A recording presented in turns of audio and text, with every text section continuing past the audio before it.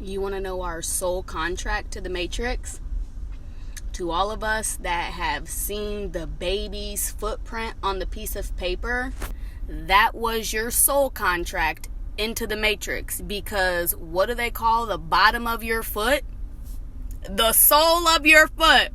So they take a copy of it and they place it on that paper, and that's your soul contract. Now, unbeknownst to our parents who didn't realize, but that's why we are trapped here. And what they don't want you to know is we occupy more than one body. This is the craziest thing that I learned today. I shit you not.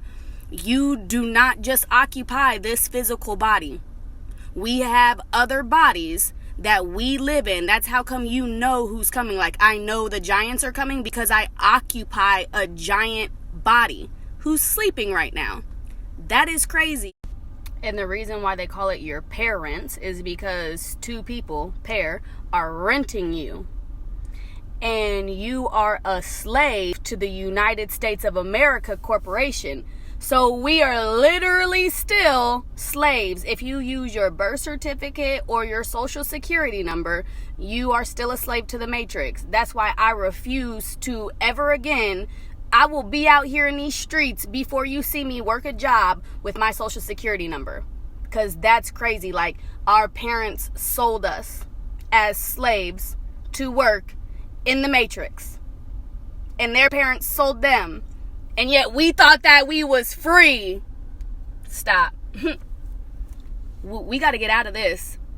Because I rebuke and I release the Matrix at this point. Fuck you.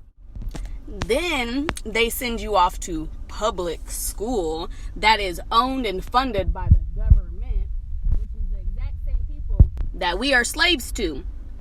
The government thinks that they are our gods, and it's not the case.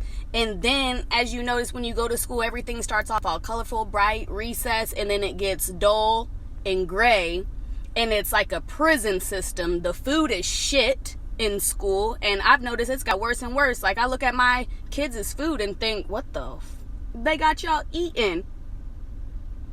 The whole thing was a scam from the get-go. It's like, we asked. There's a line to come to Earth, y'all. There's literally a line. Be grateful for your life, because you are here to do something extraordinary and huge, because we're tearing down the Matrix, y'all. This century. That's why people are trying to put you on game of getting your LLC and putting everything, and I mean everything, in your business name, so you don't have to be a slave to the Matrix anymore.